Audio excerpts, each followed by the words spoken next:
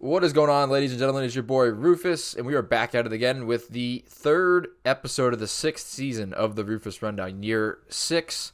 And we bring back a very special guest in this episode, fourth appearance for the one and only Brandon Mendez, head football coach over at Old Colony Regional Vocational Technical High School.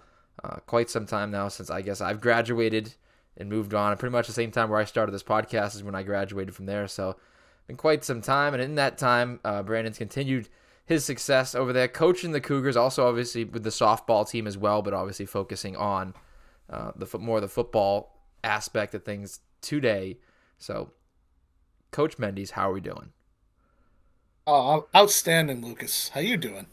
I'm doing great. As you can see, the new house setup's made its a couple of appearances now with the new season. Got the closet stacked up with all the nice clothes and everything in the back. So obviously some things to add to the backdrop as we move on, but life is good out here in Worcester. Obviously Nice, better than nice. the TCU women's basketball team, but we'll get to that later in the episode. Ooh, rough times, rough times. Thank you for having me on. It's an honor to be four-time member, huh? Leader in the clubhouse. Yeah, I like it. I like it. Certainly the leader in the clubhouse. So I had the chance to interview Coach Mendez in terms of an article that I'll be writing based off of what we're going to be kind of talking about during this episode as well. It was very in depth, like an entire season kind of outlook into how he was able to garner a lot of the awards that he got, but also what their season looked like as a whole. It was a really good conversation, and it'll certainly be one of the more impressive, I think, writing pieces that I'll be able to feature on my page. And it'll feature a lot of different parts of this kind of discussion. It'll be more of an in-depth look into what we talked about today, more or less. So I'm excited to be able to release that. But without further ado, we'll get into it today. But before we get to what we're talking about with Old Colony, again, it's another tease now. I'm just letting them rip here. We're just teasing event after event here. We're gonna start it off with some news that really I think shocked maybe not shocked as much considering the record, but I still think that people in New England are trying to get used to this, and that is great image there of Bill Love that Belichick. image. um, Love it. Bill Belichick mutually parting ways is the term that they used. I'm not too sure if that's how exactly it went down, but that's the terminology they're using. And again, they sold it well in the press for anybody that didn't see the way that him and Robert Kraft went about their business. But what was your reaction to the Bill Belichick news? I was disappointed. I'm not gonna lie.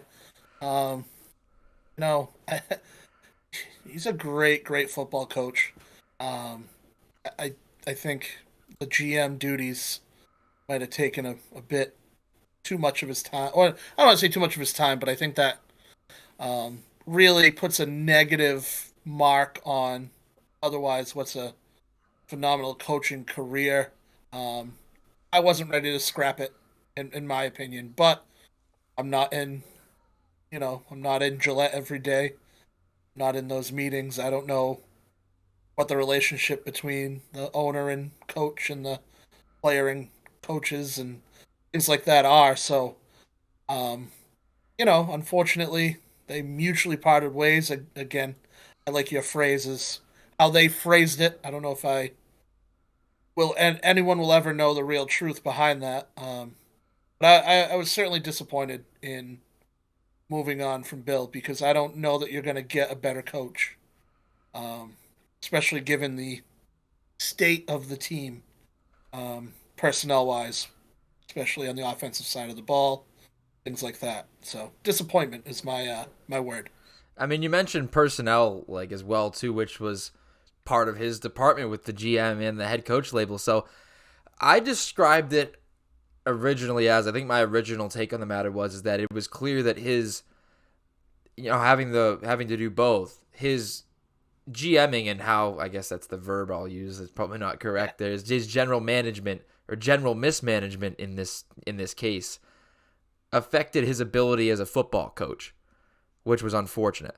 So his coaching ability suffered because of his inability as a general manager. Now, that's not everybody's trying to make it seem like he did not find people for his entire career. They're trying to say that he couldn't draft, whatever. Recently, yes, he's missed on a lot of offensive talent, and considering how quickly the league moved and how important the wide receiver position has become, but we're not going to act like he didn't get Gronk in the second round. He didn't make wheel and deal time at times for the Deion Branch and bringing in Rodney Harrison, Lawyer Malloy going the other way.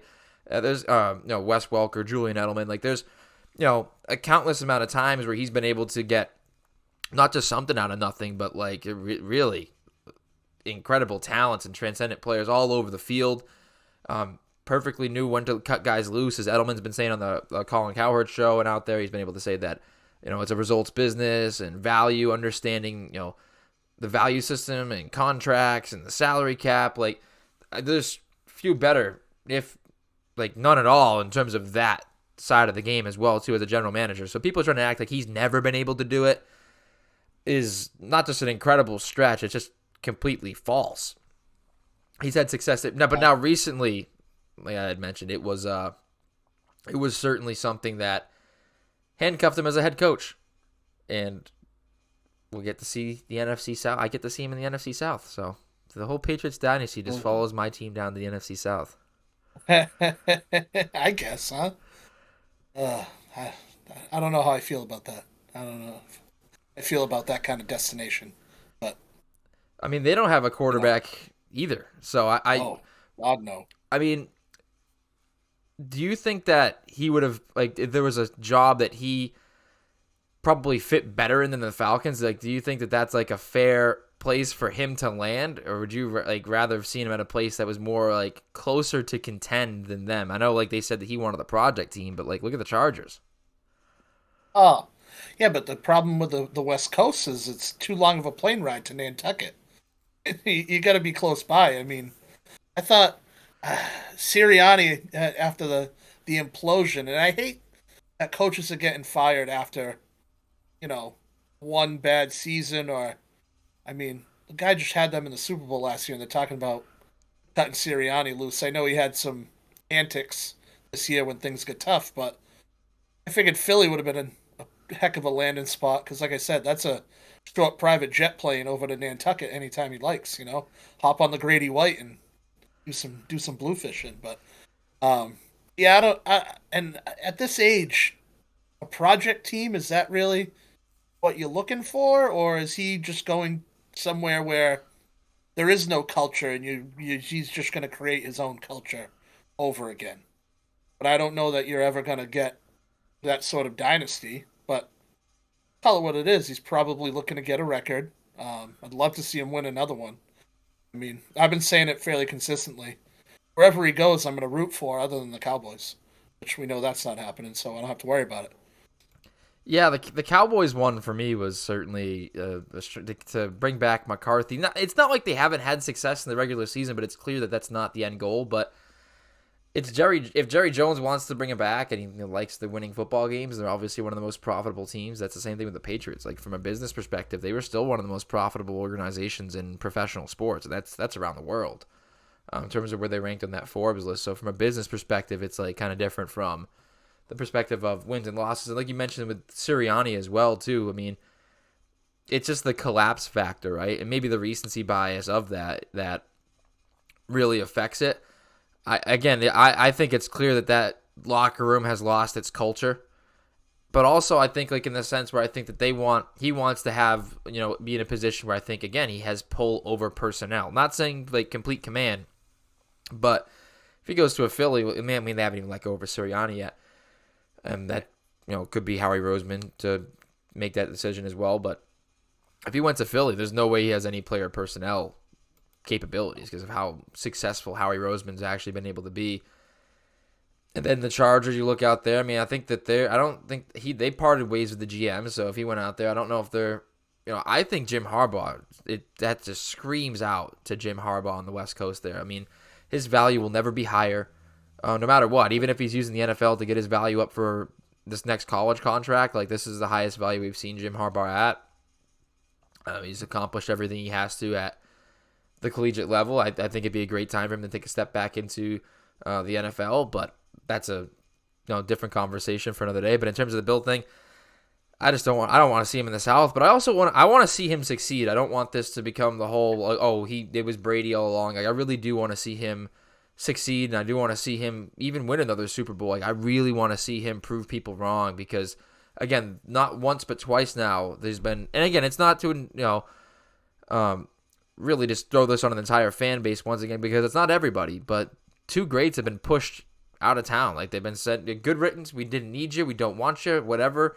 And then one didn't say thank you when he retired, and everybody got upset. How'd you not thank us? Like when they were rushing him out of town, and they had these headlines out there, and the same thing with Bill, where the entire New England sports media has found a way to just crush him, the Felgers and the Mazs of the world. Now, again, like they're selling clicks, they're selling reaction, and maybe I'd be better off if I was out here saying that Bill Belichick wasn't the greatest coach of all time. Sure, people would click on the video, but I'm just gonna look, I'm just gonna look like a jerk. So it's not what I do. I try to, give my honest opinion. There's sometimes where I might have a hot take, but it's what I believe. But from that perspective is like, yeah, I do want to see Bill succeed for that reason. I'm sure that you have kind of the same thing. Like he brought you a lot of joy and obviously a lot of other people as well too in terms of his coaching staff. I know you're a big Matt Patricia guy. I don't know if you still rock the defense shirt now at this point. He's had a rough go of it as of late. Might not have the mojo you want there. No, that shirt's been retired, unfortunately. Yeah, we've moved on. We have a new pregame shirt. You'd enjoy it, but yeah, Matt Patricia, the wheels fell off of that one. Um, yeah, still disappointed. Disappointed, like you said, the Boston sports media has been ruthless, and that's disappointing. Because, like I said, I don't know that we'll ever know the real truth of what actually has transpired. As this was all going down, I'm streaming 98.5 through my computer at work, trying to get some work done and listen to, the press conference and what was going down, and you start getting the theories of, well, was the initial divide created when there was a disagreement over Tommy, or was Mac Jones pushed on Bill, and all the other things that have come with that. I don't know that we'll ever really know, but I hope the Patriots and Gerard Mayo have some success, but I also hope Bill gets one more, gets the all-time win record, things like that. So we'll see. We'll see. What are your thoughts on the Gerard Mayo hiring? I know, at least for me personally, I think it's kind of strange. It's been 24 years since you went out into the open market and you're mutually parting ways with the greatest coach of all time, and you're saying, hey, it was time for us to, like, both sides to go for a change. And your reaction is to bring in one of the guys that were on his staff without really, at least, noticeably looking to outside sources, because everybody's like, oh, McDaniels and Flores, there were rumored people. And then they said that they gave Flores at least a phone call. Maybe they shot him a text and said, hey, by the way, Bill's stepping down. Like, it didn't seem like there was any, they had their guy. They had the contract written out the way they wanted to, and they had their guy. And I just thought it was kind of strange to do that after 24 years of just having the same guy locked in. Like, don't get me wrong, a great success, but I think if you're going to change things up, you might want to at least really look outside of what you had going on. Yeah, and that, like, I was high on Flores. I was high on Vrabel, obviously. And Mayo's one of my favorite players of all time. One of the better linebackers ever play in New England. But you're absolutely right. You to not even. I mean, you almost promised the guy the job in advance, and then to not outreach, not interview, not think outwardly, unless there's something we don't know, I guess. But I think even to do the lip service of some interviews and, um, you know, something. But that being said, you know, he obviously brings value to the table. He's obviously a good football coach. Um, I just wish they would put a strong personnel person, GM, with him and help the guy out. I was just having this conversation with a friend of mine today. You're putting this kid in a tough spot with your offense is in disarray. You're stepping in out of the shadow of the guy you played for, the only system you ever knew, the best football coach of all time.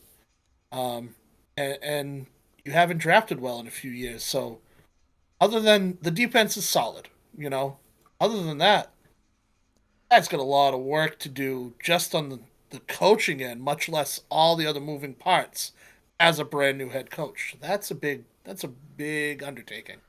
Now, to kind of go with like you personally, what was it like for you to take over for Old Colony when you stepped in as a new head coach? What was that experience like for you to kind of, I mean, obviously it's a little bit different than taking over for Bill Belichick, but what was it like for you as a head coach stepping into a new position and a new, well, it wasn't a new school to you, but it was a new program in a sense, but you hadn't been around the OC football at all. Yeah, it was anytime you take a new job in that kind of position, a huge responsibility. And I spent hours on hours on hours from starting from scratch, developing everything from a code of conduct to trying to think of every possible scenario, parent meeting, things like that, before I even got to the football part of it. And then it was, defensive game. I started with a defensive game plan. This is going to be our base defense. This is what it's going to look like.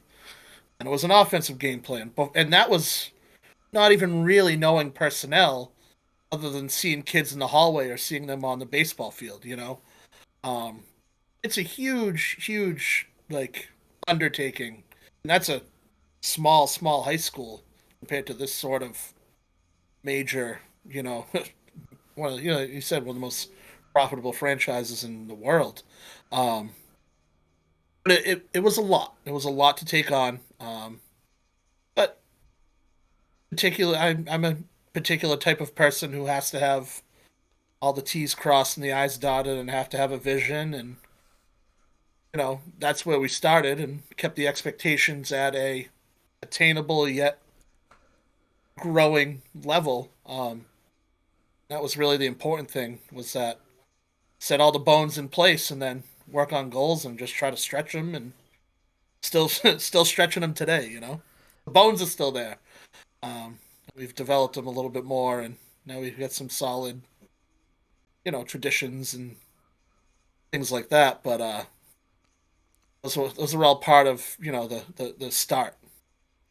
Now, he's stepping in on the staff. Obviously, you weren't on staff, but you were at the school, so obviously being around and the environment, I'm sure that helped. And do you think it obviously probably would have helped even more if you had stepped on just from being an assistant coach on the staff? I'm sure, right? Yeah, oh for sure. I mean, to know the inner workings. I mean, it's tough when you take something over. My prior career, the same thing. You walk into a store of people you don't know, and all of a sudden you're the boss. You don't want to go in guns blazing and change everything right off the rip, but you also, it's your name on that wall. You know what I mean? For lack of a better phrase. Um, you want to make sure that things go, one, how you want them, and two, successfully. So, um, being on staff would probably help because you know the inner workings. You know how to work with all the personnel and the different departments or whatever, instead of just walking in blind. And it's almost like trying to develop you got to develop a rapport and things like that before you can even start the next step. So I think being on staff may help Mayo, um, because of he knows all the staffers. He's known around the stadium and the offices and things like that. He's gonna have an idea of how the game plan was portrayed and things like that. And then probably, I'm sure, put his own spin on things. I'm sure. I know football guys are big routine guys, and I'm sure he's been obviously with the routine of Belichick and everything. I'm sure he's going to change some of the things up though as well too. And you mentioned the lip service too, and it's something that I don't know if I've spoken about in the podcast yet, but obviously I've spoken about off camera with many people, and the fact that they didn't even at least notably interview anybody or anything. And even if you were going to stick with Mayo, right, you have the contract, you're ready to make it work, and you can go even further than like what we believe to kind of have basically promised him the position beforehand, but even go further and say like, no, it is yours, but we're gonna do you this favor. You interview a lot of people. Hey, we went through a very tough, rigorous, and difficult interviewing process, and 37-year-old youngest head coach in the NFL, Gerard Mayo, was still our favorite and best option even throughout all of that interviewing. And the other thing that I look at it as too is they're still going to find a way to trash Bill Belichick because, of course, his coaching tree has not had a lot of success in the NFL. And now they're just going to have another way to bring Bill Belichick's name into their mouth. Not that I think Robert Kraft particularly cares about that. I'm sure the media didn't influence anything because they went with one of the guys in-house. They didn't care, and nor should they, because I'm not a multi-billionaire businessman, and I really don't know any better. I'm just a talking head at this point. But the fact that they didn't, I think, didn't go and allow, even just like you said, do the lip service, just do like kind of BS around it and be like, hey, he still, came out on top, even though he was going to be their guy all along. And people very well might have, came to that conclusion even throughout all of that. And that still might have come out later. But I still think like that would have done him a little bit of help. But also, it's still going to allow people to keep Bill Belichick's name in their mouth, because it's a part of that, that coaching tree now, because he coached underneath them. So they might still find a way to be like, oh, the Patriots, they might still stink 3 years down the road, and they might be able to come back and say, well, it's because Belichick didn't prepare him and, X, Y, Z. So I'm interested to see how it all plays out. And I wish both of them success. I hope they both do well. As much as Patriots fans can get on my nerves, I do think that, like, Gerard, the former player, linebacker breed now, you see Antonio Pierce having some success, and the leadership that these former players have shown, I like it. From a guy from my own perspective of, leadership and the position and everything like that, I just, I hope that these especially the linebacker position and on-field defensive play callers or the green dot or whatever, however it may be, clearly like these, motivational types are kind of making the way back as long as you have the right pieces in place around you. And they've, we'll see how they hire well. So he brings in Cliff Kingsbury is a guy. Some people are looking at Antonio Pierce. They've talked about younger guys, more open-minded offensive play callers, because you see the way of defensive coaches, however they go. But it's pretty much all I got in the Bill Belichick front. We can transition, but we're going to stay on the coaching topic, though. Again, we're still looking to break into your accolades this season with the Cougars. But I did want to run this video by, not just by you, but everybody, if anybody didn't see it on my Twitter. The D'Amico Ryans clip, who, he very well might not get Coach of the Year because Kevin Stefanski had a very good year with the Browns. But to be a rookie head coach and doing what he's doing. But speaking of the linebacker position and leadership potential, D'Amico Ryans is another one that fits that mold. And take a look at this video here. D'Amico Ryans and his linebacker Christian Harris and the advice that he gave him in their playoff game against the Cleveland Browns. You just hang right there and just play the quarterback. Play the quarterback. As soon as he snap, step in front of it, go pick. Yes, sir. I'm telling you. 4th and 2 from the Browns 33. It's picked off. Here we go to the left, 25, 20, 15, 10, 5. Touchdown, Christian Harris. Second pick six of the game. Zone defense. So here's Harris. His eyes are on the quarterback, and at the last minute, he breaks underneath in front of the intended target, Harrison Bryant. Had the run go for it. I know, I'm sorry, baby. It's it's exciting out here. I don't want to hurt you. I got you. Yeah, please don't. Sorry. I don't know what that ref's talking about. Run over to D'Amico Ryans. It looks like D'Amico Ryans is still out there and go play linebacker. So that ref might be flattering himself there.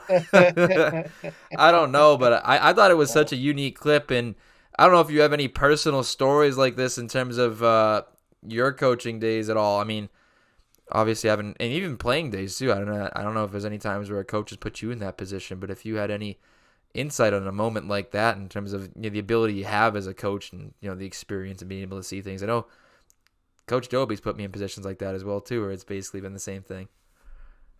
Exactly where I was going with that. I get to watch the maestro at work. That clip reminds me of him, on a day-to-day basis, and then in game. It's funny. Because we see that in practice. Like, no, you just sit there. They run this. I guarantee you. I'm telling you. Fair enough, on Friday night, the guy's spot on, It's actually, when he's not spot on, he can tell he gets upset with himself. It's kind of funny. But I love a clip like that. On the offensive play calling side, you get that same kind of rush when you call a play which is maybe a little bit one-off, or maybe isn't on the, the second and short card, in the categories, and you just got a feeling and you call it and it hits. It's that same kind of rush, like I told you, I knew it, and then the kids execute it, and you love to see it. I love to see a coach like D'Amico Ryans, having played linebacker myself.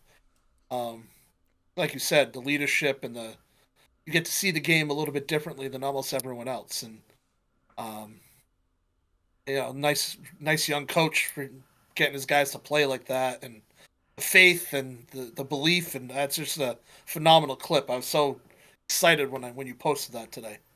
Yeah, I mean, I think it's not every day you get to see a coach like that that's like been in that position, because not every head coach, more specifically head coach. I mean, sometimes the position coaches, yeah, they've played, but you don't see every time like a head coach that has played at a high level, because like guys like Gerard Mayo, D'Amico Ryans, Antonio Pierce, they played at a pretty high level for the period of time that they were in the league. So it's not just that these guys, they have played, but like that they have played at a high level. And I just thought it was a super unique thing. And like, again, like maybe I'll be going overboard with saying coach of the year, but like, because you don't have that clip from Stefanski. I mean, he's worked with Joe Flacco off the couch, made him look pretty good. Since actually went through some of his staff as well too, letting him go. So to think that was going on at the same time, and where the expectations are going to be, maybe that was more related to Deshaun Watson getting hurt and when they were struggling then. But again, back to the D'Amico Ryans point, I mean, again, there's just certain things like I think of the hiring process and stuff too that might have kind of like influenced the way that these people look at the former players and the younger head coaches now as we move towards like this more younger dynamic. Not saying that it cuts a guy like Bill Belichick out of it. He still had a lot of success, and I'm sure he brings a lot to the table, because I think Tony Dungy was telling a story the other day about how Bill Belichick, Tony Dungy had never played. He was always a gunner on the outside, and they wanted him to block a punt. So they had him in there, and then he Belichick took him out to eat or whatever, took him out after, and I forget where it was, and was telling me you have to envision the ball here, and you have to watch the way he plants his foot, and you have to extend out and not like go in the air, but like push forward and envision the ball being there. And he blocked his first punt. And then when he was going to coach, he was trying to be one of the a DB coach, and he was interviewing with the Giants and the Parcells team. And Bill was like, now we're talking about cover 3. What would you do in cover 3 if they ran this route concept? And he goes, well, coach, this team hasn't really run that, so I really don't know what we do against it because we haven't seen it. He goes, you have to have an answer for something that they haven't even run yet. You have to have answers for that. So I just think, like, again, like, the contrast between good coaching and bad coaching is not, it's not even close. And you don't get access to all of it like that. So I think getting to see a clip of like the good coaching like that is super impressive. Yeah. Oh, for sure. For sure. Like I said, the clip like that excites me because I feel on a small level we do some of that and we prepare some of that way, or we always have an answer, and especially on the defensive side, and then on the offensive side, like, when you come out and you run a new set, or you're hitting something that hasn't been on film yet, you're saying, "Oh, I got you." You know what I mean? Like, I got you. So for Ryans to pick up that sort of like, hey, they're doing this. He knew the quarterback read. Like, that was like awesome clip. I loved it.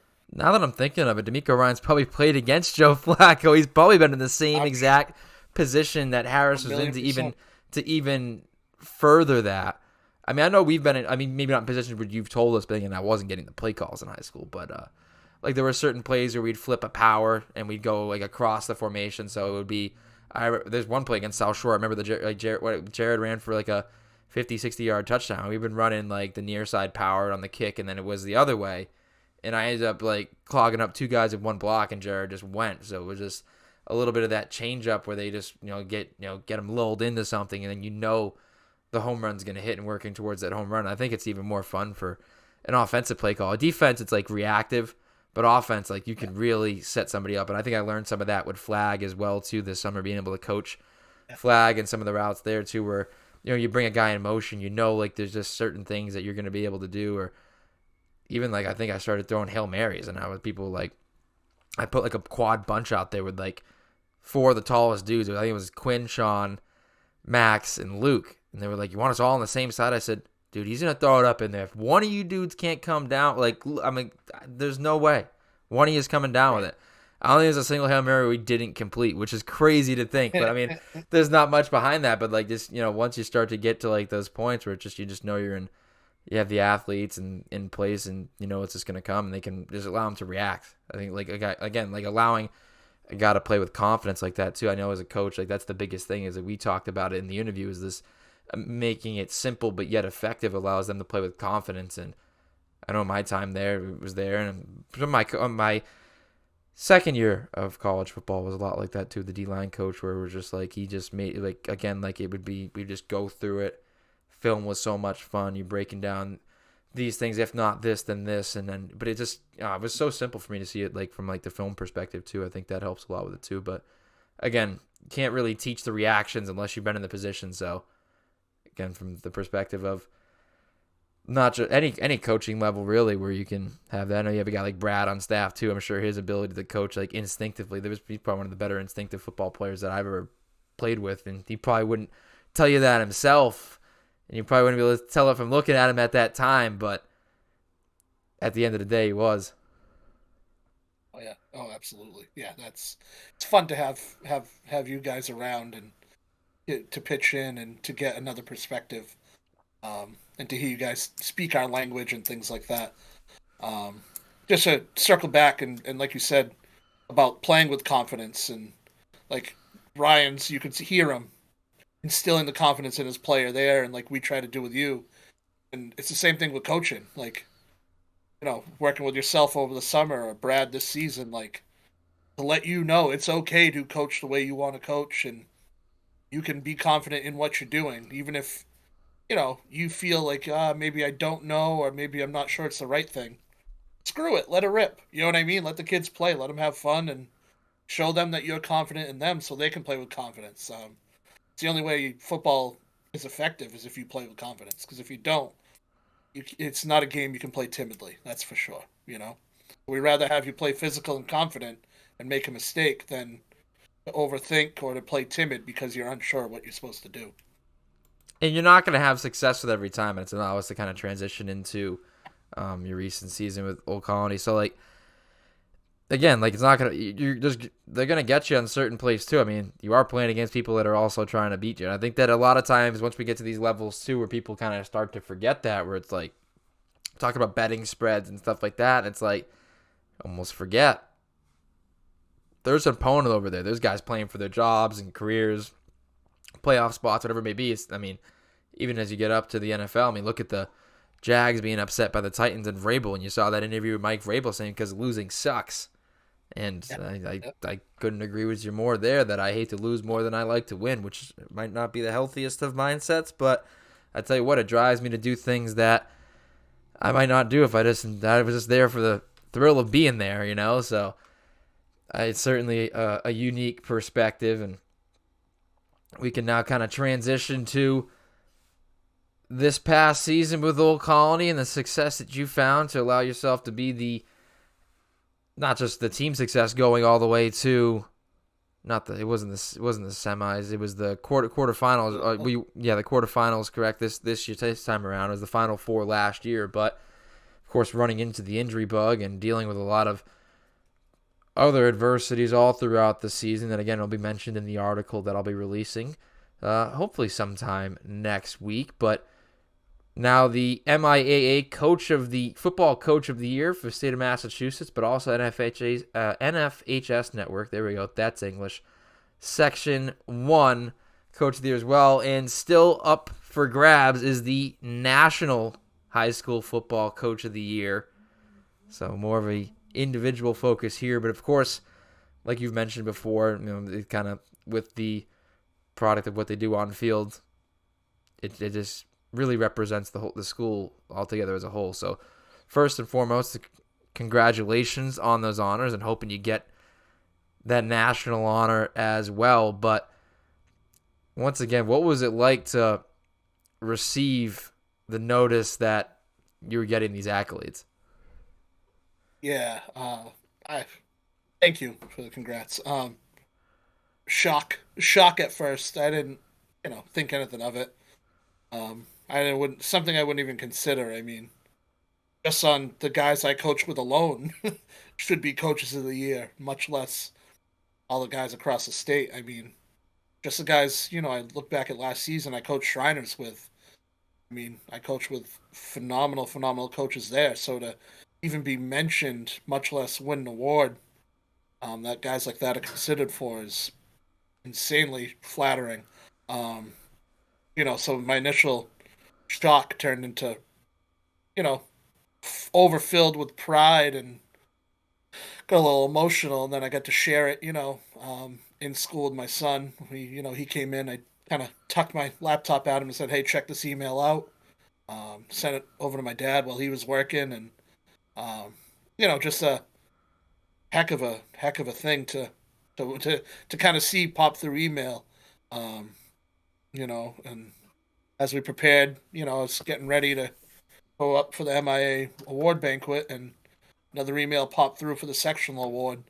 And that was I almost didn't believe that one. I kind of forwarded it off to our athletic director, Matt Trahan, and I was like, is this real? Is this a big deal? He was like, "Oh no, that's a real big deal."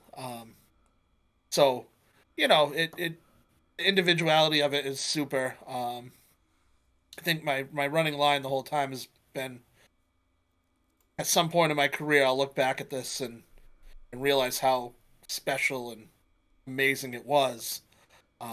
Right now, I think it's more about the school, the team, our football team, earning the recognition they deserve, getting them some love, putting them in the forefront, in the limelight.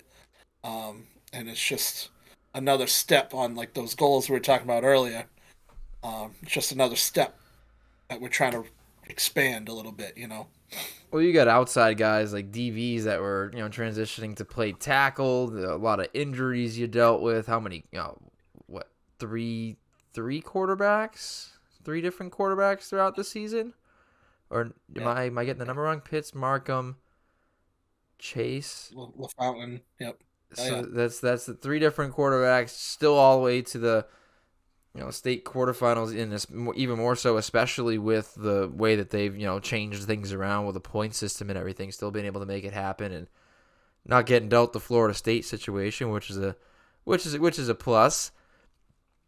And then obviously losing a starting running back in Max Finney and there's a host of other names and things that were going on. I mean, really no mistake to find that type of success and those guys to rally behind you there and you be able to keep it together. Like I said, when it comes to I think coaching, and especially at the game of football, it's a one hand kind of feeds the other type thing. It really is a partnership in terms of how everything goes, because if you're coaching well and you have the ears of the group and everybody's ready to work with you, then you're going to be able to get your points across and everything, and it's going to help them play better because you're a good coach. So as long as you're on the same page, things should go the way that you want them to go and they need to go, and the goals that you have set out. And if there's any disconnects there, well, that's when you start to see what's going on. But obviously with you being able to, having now been there for, been an OC for what now? This is going to be going on.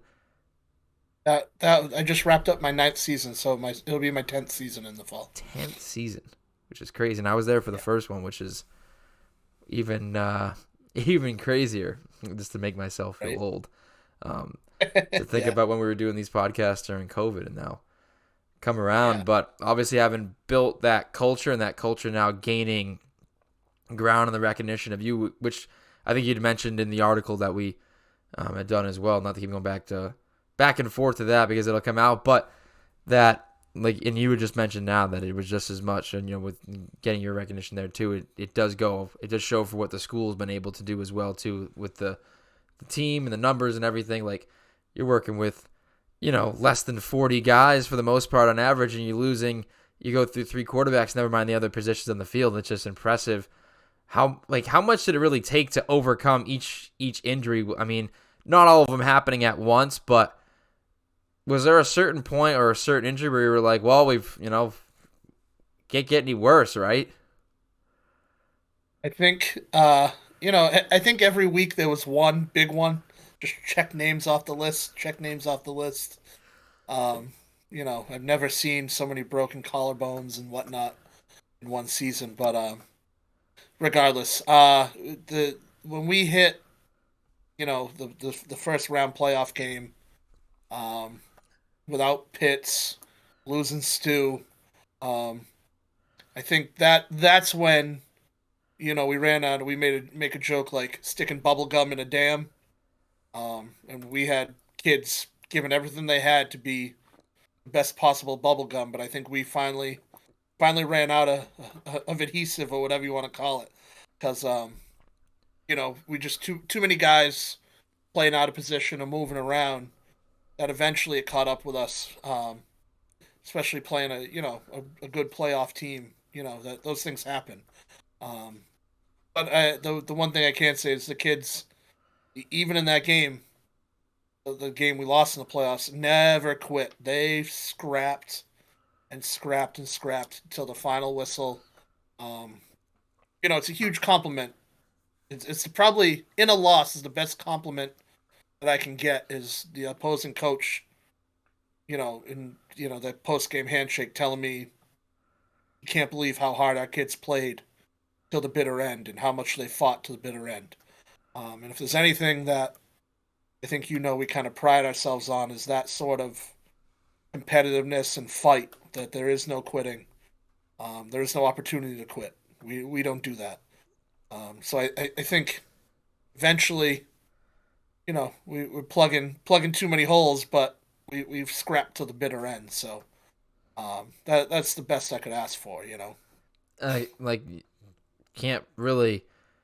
It speaks for itself, really, when you look at those awards and stuff. It's like no mistake there as to why guys are willing to do that much for you and put that much out there. Is that's why you're able to get that out of them and vice versa. So that's why it comes together, and you have the success and the culture again that we've talked about so much. That's going to now move you up into a conference where there'll be two Mayflower small teams moving up, but you being the lone D8 team now up in this next Mayflower large conference with the string of successful years and consistency, now the ability to take on a bigger objective. And I know, being able to be told that, in a loss, can't believe how hard they play. I remember when I played, it was just an opposing coach came out in the paper and said that they just, those guys wanted it more than us. And that was on a homecoming. And I was like, whew. That was, that's. I still have that clip. That one for me was, I think the greatest compliment that I've ever been paid as a player. I think when Coach Franklin told my dad, I don't know what it is, but when he's out there, we're playing better. I'm out there playing with one arm, my shoulder's just out of it. It's just not even attached to my body anymore. But no, I think from a player perspective, being told that you can just tell, admittedly, a coach admitting that they just wanted it more, and not being able to believe how hard they play, not even being able to, you know what I'm saying? You understand how hard your own team plays, being able to look across and just be like, wow, I can't believe. Basically saying, I wish my guys played that hard, and you just haven't, beaten the team and still thinking, and all they can think to say is wow, I can't believe that's impressive, the effort there. I mean, especially at the high school level, is few better, because that just, in terms of how that molds someone's character moving on, super impressive. Yeah, I mean, it's one of those character things, even in the Final Four loss to Hull last year, their coach walked away and said, when you play Old Colony, you're playing football. You're leaving that game knowing you just played a 48-minute football game. That doesn't always happen, and in that season, they were really good. And that was a huge compliment that he paid us, that they knew they played a football game, probably their toughest of the year in that game. So, but to speak upon this team, to do what we did this year, I think fortitude is a strong word that I would use. I might have used more colorful adjectives in the locker room, but fortitude is probably the word I would best use to describe this team. They just had a particular type of toughness and grit. They showed up with every day that really let them hang on, and let us get through some of the things and accomplish what we did this year. So particularly proud of this team, as I am every year. Every year, every team has something, and it's funny. These seniors now are kind of circling back, and like things starting to hit them. Like, oh, a couple months left of school. I'm almost out of here. I'm lacrosse season away from graduating, and a couple of them start to ask, like, what's what, you know, they hear us talk about alumni or kids that played, or kind of want to know, like, what are you going to say about us? What's that going to be like? Or, what's your impression of our team? And I think having that fortitude is one of the things that will always stick with me with this particular group. And just, again, for you to be able to come back in years for a reunion and know that that's what it meant, that's what it was. I know for us, Trahan threw Hall of Fame out there. You'll be back here in a couple of years to the Hall of Fame. And I was like, huh? What? Like that? you do that out there at us in my group. But well, you guys were the first in 20 years to win a league, so, it was big deal. Yeah. Big deal. Throwing the belt on there. But I know, like, again, fortitude is just to know that no matter what, like, again, like the whole, I mean, to be cliche, life's going to knock you down, you get back up, and to be able to have these firsthand lessons that account and, relationships built with people. And again, you never forget it. I mean, again, people say it like you don't know. I mean, you really don't know until you know.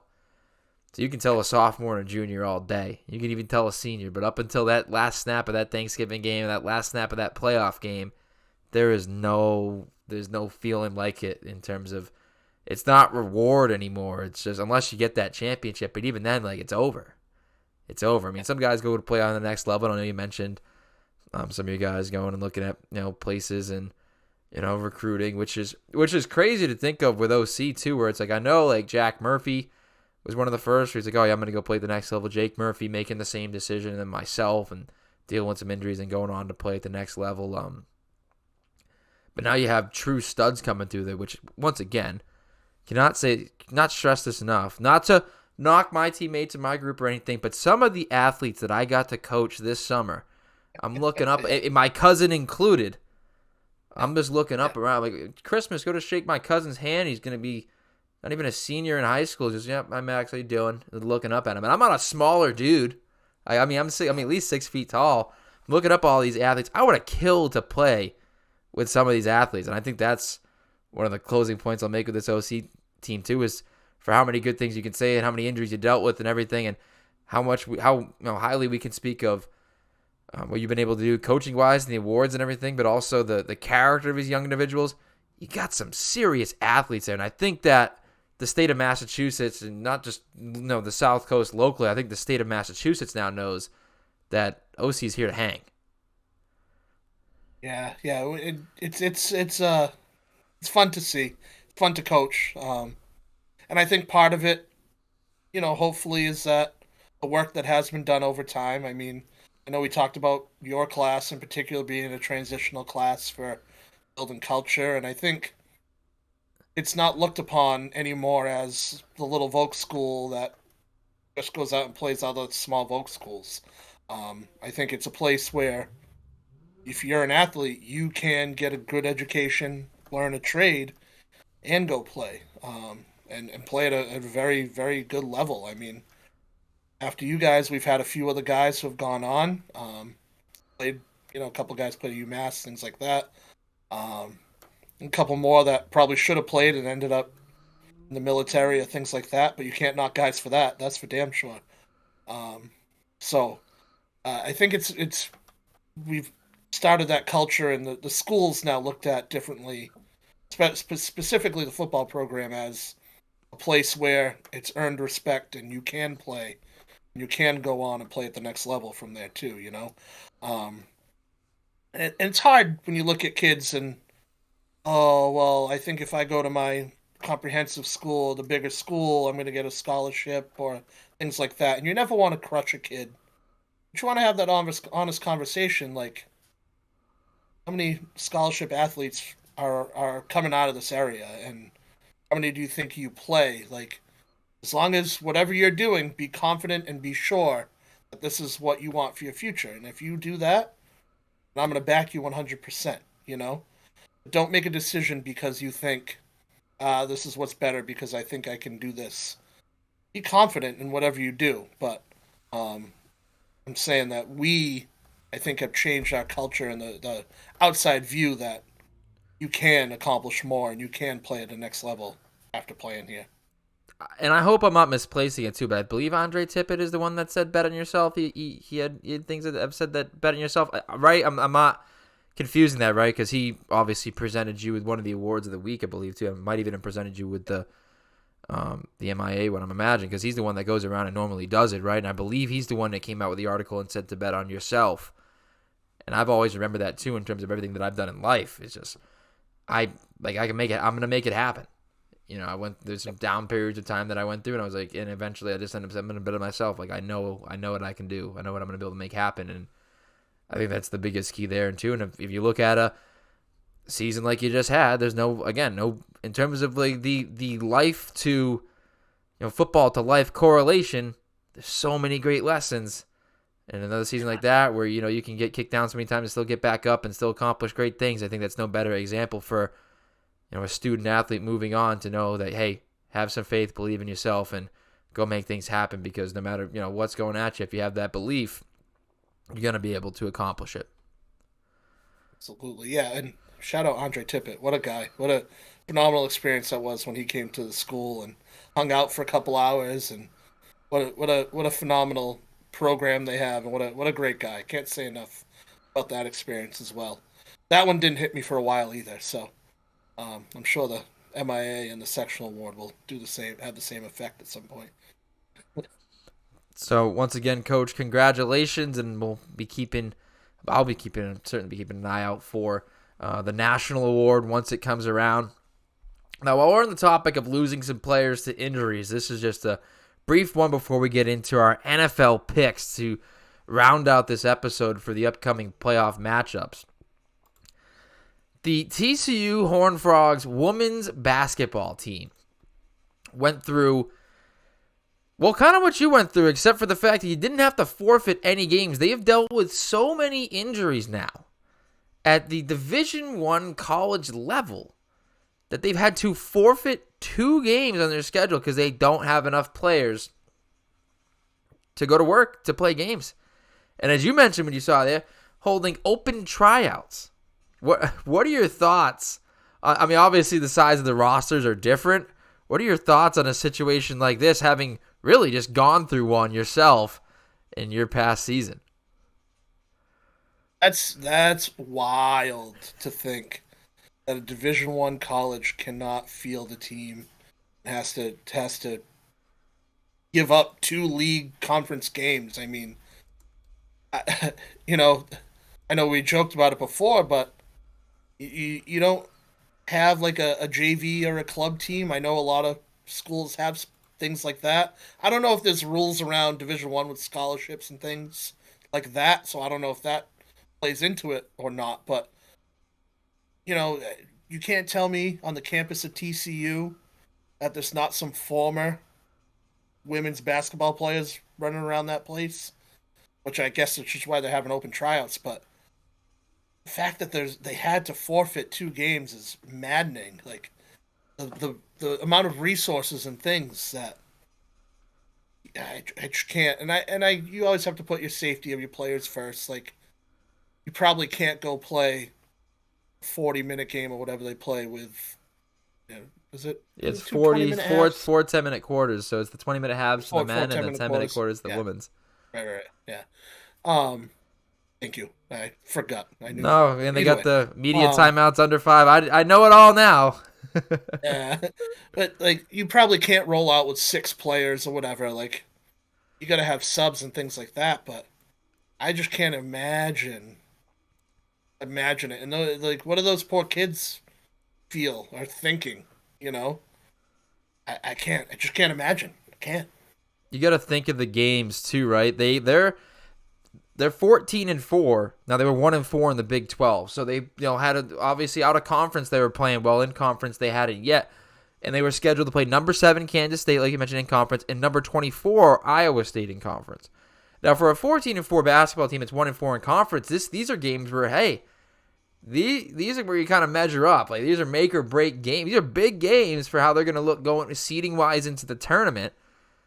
and they're forfeiting them. So now they go to 1-6 in the Big 12 and 14-6 overall. Of course, overall is really going out the window now. I mean, come tournament time, you're kind of going to need it unless you do well in the Big 12 tournament. But again, crazy. And again, they said it because of injuries, and they had to ensure the health and safety of the program's student athlete. And under Big 12 rules, a school unable to field the team will forfeit the contest if no extraordinary circumstances exist. So I'm sure that came into play post-COVID and stuff like that. And those are two ranked teams now that are getting wins added, and their players are staying rested as well.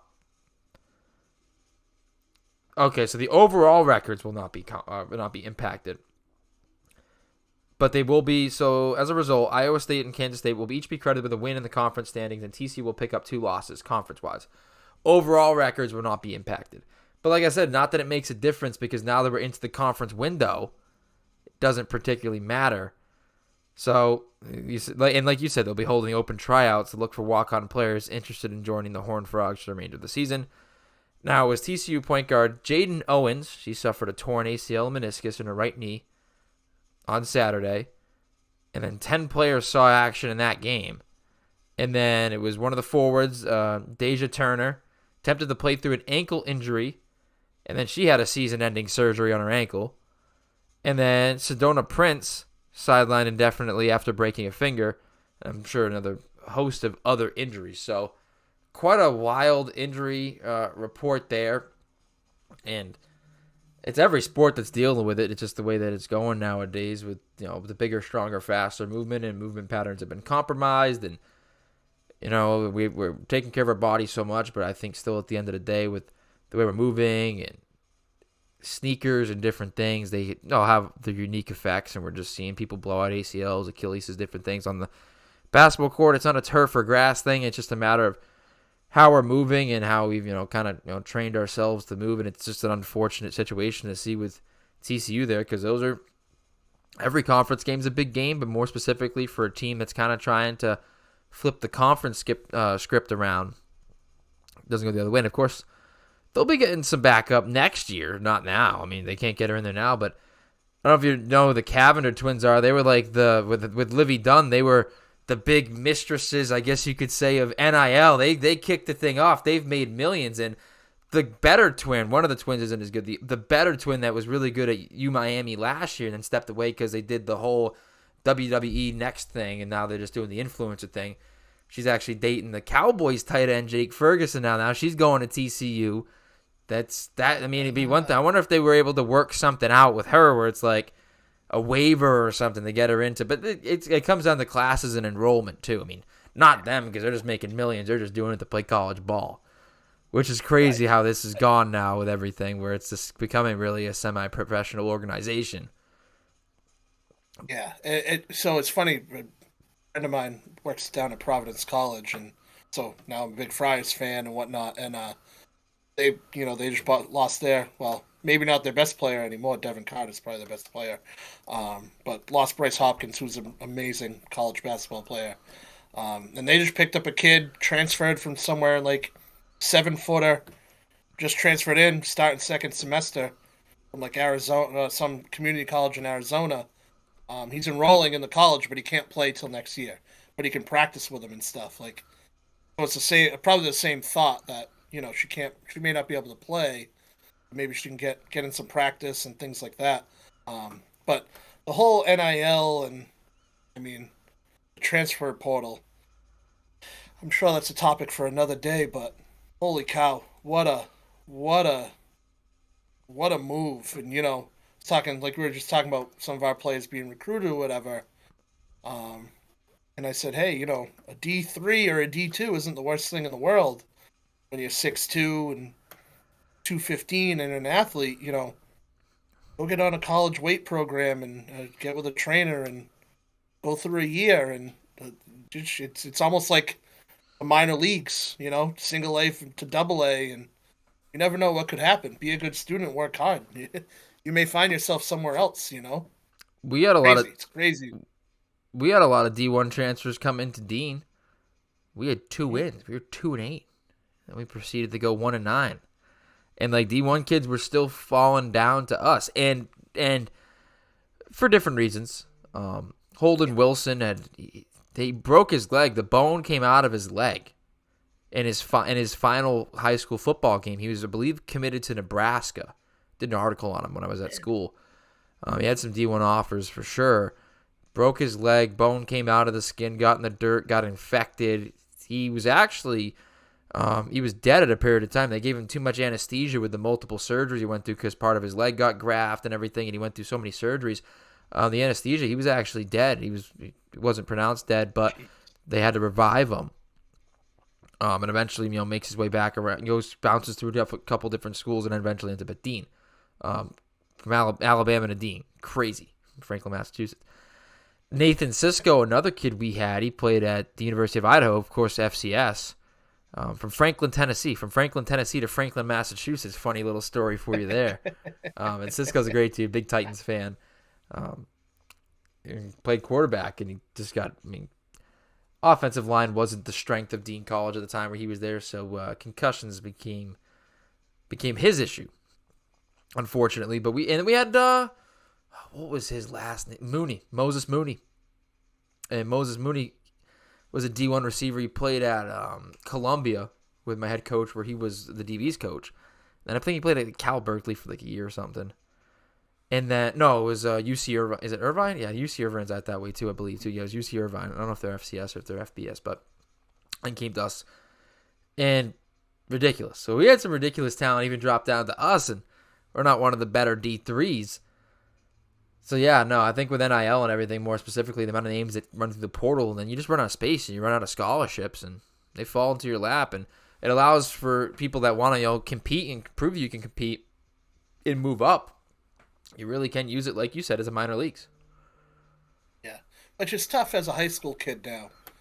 Because unless you're that, head and shoulders of anyone else, it's almost like high school kids have to start at a lower level, maybe an FCS, before they can get a bid and move up, and just a crazy thought to see how that's going down. Yeah, and the prep and the post-grad as well, too. But like you said, conversation for another day, and it certainly would be a good one. I'd love to bring it on. I know some people locally that have played at Tabor. Actually, one of the kids at Holy Cross, Nugent, he played at Tabor, a basketball guy. Sam Parks, a guy I ran into with the Brockton Rocks. He played baseball at Tabor. Well, of course, they played other sports, too, because you got to play two sports at Tabor, at least for us locally in Marion, Massachusetts. But hopefully have the chance to call some of his Stonehill games as well coming up, too, this season. But we will round it out with some NFL playoff picks. What I've been doing for most of the season is Lucas's locks, which I don't have the final numbers for what I did on Lucas's locks, but I did win my pool this year, so very happy about winning my pool. Because an extra $1,000 for the housewarming gift was very nice. Big fan of that. Absolutely. And I think Lucas's locks finished pretty well over 500 by the end of it. So being able to say that I picked every game against the spread this season, not all of them on Lucas's locks, but yet still obviously knowing that I won the pool and finished at least 60%, went with a good 60% winning percentage, at least pretty well over 50%, even if it wasn't 60. Makes me feel good about myself. Not that I'm like this pro sports handicapper here, but I like to be right. So I'll certainly do it when I have the opportunity to. So without further ado, NFL playoffs. Music should cue, although I can't hear it, so we might have to re-rack this music here. There's the music. I can hear Chris Berman already. Oh, and the music cued out. Oh, the second I mentioned Chris Berman. I need this music to work. So I could already hear the booming voice of Chris Berman. First up, Texans, Ravens in Baltimore. Of course, Baltimore off the bye. We lost the music again. God, I wish this music would work. Ravens -9 over the Texans. CJ Stroud coming off that big first playoff victory. Who do we like here? -9, huh? It's a crazy big spread. I'll take the Ravens in a win, but I don't know if I can take it at 9. I think 9's too big. I think it's going to be tighter than an appearance. I think the Texans are actually pretty good. Again, Lamar off the bye. You have something to prove there. If you're Baltimore, and they've kind of maybe faltered in the past at times. So it'll be interesting to see how they're able to respond to kind of some of the doubts as well too. But CJ Stroud off a big performance. How do you respond to an emotional victory? Him and Jordan Love and D'Amico Ryan, the young head coach. We're gonna have to see how it goes for them. And again, CJ Stroud has done pretty well without Tank Dell, but this is kind of a game where I think that you kind of need a Tank Dell. Their defense has made opposing quarterbacks look not so great. And, of course, when you have guys rested up, the Ravens are going to have Mark Andrews back. I don't like him to cover the spread either, but I do like the Ravens to win and the Texans to cover the spread there. Moving on to Packers 49ers. God, the music gets a little further every single time before it cuts out. I'm wondering if when I go back with the recording, it's still going to be the technical difficulties. We're working on it, though. Packers 49ers is going to be the next one up on that Saturday. And again, this is a little Shanahan tree action here, with, of course, LaFleur having made the move up to the Packers, and you have Jordan Love, who has had one of the most, most incredible half-season swings that I've ever seen. He went from barely completing 50% of his throws to being a stud. They are 9.5-point underdogs to the San Francisco 49ers in Santa Clara, California. And the 49ers are off the bye. Who do you like in this one? Niners by a million. Niners to cover the whole shebang. Niners by a million. Damn the Packers for picking another quarterback that they're going to treat right and develop into a Super Bowl winning quarterback. Just not this year. Niners by a million. CMC, man, can't stop it. Can't stop it. You're playing with house money if you're the Packers, right? You've made your money back. You pulled your money out. You hit big on one of those free FanDuel $200 bets. You pulled your deposit out. Now you're just working with whatever you can make on top of that. They made it into the dance, and if it wasn't for my Saints gagging a 17-0 lead in whatever week it was, they might not even be here. But I don't know. Can I see them responding to the emotional? I would like the Packers to cover in this one, but just because I think that Brock Purdy, he's the only quarterback that wasn't drafted in the first round. I know where you're drafted doesn't matter, but I do think that Purdy hasn't exactly been as stellar and as advertised as of late in this season, and Jordan Love's coming off a good game. I could see this being tight early and the 49ers starting to pull away late, maybe an by the way from the Packers. I just don't see him getting more than a touchdown. It's going to be a touchdown game. It might not be tight the whole way, but I can definitely sense the by the way from the Packers. So we'll have to see, but we will transition into the Sunday games with the Buccaneers and the Lions at 3 o'clock, which is, it's interesting. Detroit favored by 6.5. I think it should probably be a little bit more, but Baker Mayfield, man, he's found a way to revive his career. Good for him. Good for Baker. I mean, talk about another team that snuck in there, to do what they did last week, just drubbing, if you will, of a team that just fell apart. I think 6.5 is probably not enough. I like the Lions to cover. Dan Campbell, gonna get real excited. I love it. I want to see it. I'm here for it. I just think that runs out next week, but that's for next week's problem. Do you want to be the hammer or the nail or biting off kneecaps? It doesn't. Either way, it doesn't matter either way. I'm fired up when the coaches start, getting, and that's another former player who's been there and done it, and getting kind of on the younger side. So I like the Lions to cover as well too. I kind of teased it when I said I can't believe that it's only 6.5. And you mentioned you might not like the Lions as a Super Bowl team. Oh, there's the music again. We got the music back again. I think it's still going with the levels. God, it's probably gonna be, and it's gonna be all messed up when I go back to look at this with the recording, but it's whatever at this point. Lions 6.5, -6.5. I'd like them to win and cover. It might even be the Lions might be a Super Bowl team, and I talked about it earlier in the season. And I was like, the Lions are a Super Bowl team. They're gonna beat the Ravens. The Ravens went out and embarrassed them. We'll see how they are able to, there's no better matchup for them than this Buccaneers team. considering that the Buccaneers are 2-5 against playoff teams this year. And on top of that, like, the Lions offense, like, I don't care how good the Buccaneers defense is, like, the Lions are going to score at least 20-something points. And I can't say the same about this Buccaneers team because the Lions defense, while might not, it's kind of a bend but don't break, and they just they do break often, but they do force turnovers. And if they can get Baker for one and change field position once and swing it from 14-0 early, I don't see the Buccaneers being able to, stock back up on some firepower at that point to be able to get back into the game. So I do like the 6.5. I do like them to cover. The only one we're different on right now is the Packers and 49ers, and I do agree with you. I don't know how they've hit the lottery again with another quarterback. But we're going on to the final game, and speaking of lottery with quarterbacks, Josh Allen, Patrick Mahomes going at it again. Another playoff battle, but the only difference this time from recent memory, it's in Buffalo. They had volunteer people shoveling out the seats with the snow, but then again, it was negative 20-something in Kansas City, so the weather won't play into it, but you will have Bills Mafia cheering on the hottest quarterback in the world right now in Josh Allen. -3, Buffalo. Yeah, I think that's a push. You could go either way on that one. My heart tells me Buffalo was my Super Bowl pick weeks ago, and I don't know. Kansas City's defense just decided to show up all of a sudden and Rashee Rice has stepped in. I mean, I forget who said it. It was one of the post games.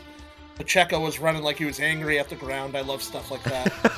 And I have a hard time. Like, he's from New Jersey, I'm not so. a Mahomes. Then he is angry. He's angry at everything.